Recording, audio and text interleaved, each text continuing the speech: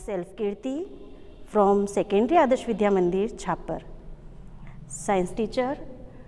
आज मैं क्लास 8 का साइंस का टॉपिक कृषि पद्धति के बारे में आपको बताऊंगी। पहला टॉपिक है कृषि पद्धति में मिट्टी तैयार करना। सर्वप्रथम किसान जब फसल बोता है तो उससे पहले मिट्टी तैयार करता है।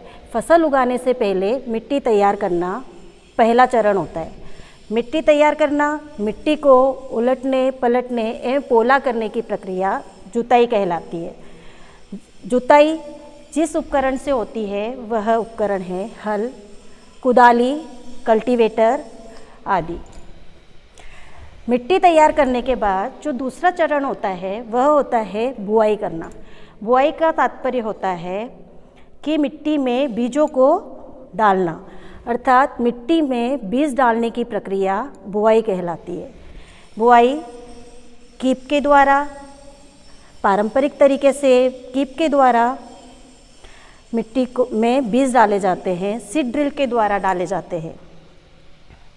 अगला चरण है खाद व उर्वरक। खाद व उर्वरक वे पदार्थ होते हैं जिन्हें मिट्टी में पोषक स्तर को बनाए रखने के लिए मिलाया जाता है, अर्थात मिट्टी में पोषक स्तर का संतुलन बना रहे उसके लिए हम मिट्टी में खाद और उर्वरक डालते हैं। अब खाद और उर्वरक दो पोषक तत्व को बनाए रखने के लिए होते हैं। खाद और उर्वरक में क्या अंतर होता है? खाद प्राकृतिक होती है, उर्वरक मानव निर्मित लवण है। खाद खेतों में बनाई जाती है, गोबर जो कृषि के अपशिष्ट होते हैं उनसे बनाई जाती है, लेकिन उर्वरक फैक्ट्रियों में बनाई जाती है। खाद से मिट्टी को ह्यूमस प्रचुर मात्रा में प्राप्त होती है, लेकिन उर्वरक से मिट्टी को ह्यूमस की मात्रा में कमी आती है। उसके बाद जो हमारी कृषि पद्धति का अगला चरण है वो है सिंचाई। सिंचाई क्या होती है? किसान सिंचाई निश्चित अंतराल के बाद जब फसल में पानी देता है तो उसे हम सिंचाई कहते हैं।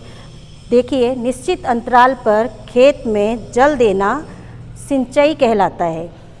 अब सिंचाई के बहुत सारे स्रोत हैं, जैसे कुएं, नदी, नलकूप, तालाब, झील आदि। सिंचाई के परंपरागत तरीके जैसे मोट अर्थात घिरनी के द्वारा सिंचाई की जाती है। चेन पंप, डेकली, रहट आदि ये सब सिंचाई के पारंपरिक तरीके हैं। सिंचाई की आधुनिक विधियाँ दो प्रकार से होती है, छिड़काव विधि और डिप तंत्र विधि। छिड़काव विधि असमतल भूमि पर उपयोग की जाती है, अर्थात इसे फव्वारा विधि भी कहा जाता है। फव्वारे के द्वारा पूरे एक क्षेत्र में तरीके से छिड़काव होता है, उसे हम छिड़काव तंत्र विधि कहते हैं। अगली है डीप तंत्र विधि। डीप तंत्र जैसे नाम से ही स्पष्ट हो रहा है कि पौधों की जड़ों में जल बूंद बूंद करके छोड़ा जाता है, जिसे डीप तंत्र विधि कहते हैं। डीप तंत्र विधि उस जगह काम आती है जहाँ पर पानी की कमी होती है, जब पौधों को जल बूंद बूंद करके सीधे पौधों की जड़ों में ही गिराया जाता है। अगला बिंदु है कृषि पद्धति का खरपतवार से सुरक्षा। खरपतवार क्या होती है? खरपतवार फसल के साथ उगने वाले अवांछनीय पादप जो मिट्टी में पोषक तत्वों को कम कर देते हैं, उसे हम क्या कहते हैं? खरपतवार। फसल के साथ उगने वाले अवांछित पौधों को खरपतवार कहा जाता है। खरपतवार को हटाना निराई कहलाता है।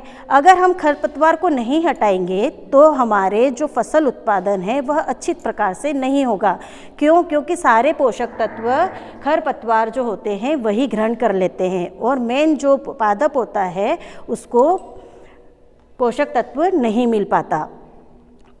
उसके बाद अगला चरण है कटाई। जब खरपतवार को हटा दिया जाता है, फसल अच्छे से उत्पन्न हो जाती है, तो उसके बाद फसल की कटाई होती है। फसल पक जाने के बाद उसे काटना ही कटाई कहलाता है। कटाई होने के बाद पादपों में जो फसल प्राप्त होती है, दानों को भूसों से अलग करना, अर्थात दाने जो होते हैं उनको भूसों से अलग करना थ्रेसिंग कहलाता है।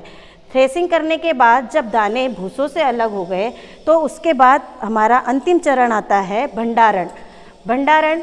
फसल प्राप्त होने के बाद उन्हें सुरक्षित स्थान पर रखना, अर्थात किसी कीटनाशी कीटों से बचाना। उसके लिए हम फसल को भंडारण करते हैं। आज के लिए इस वीडियो में बस इतना ही। जय हिंद, जय भारत।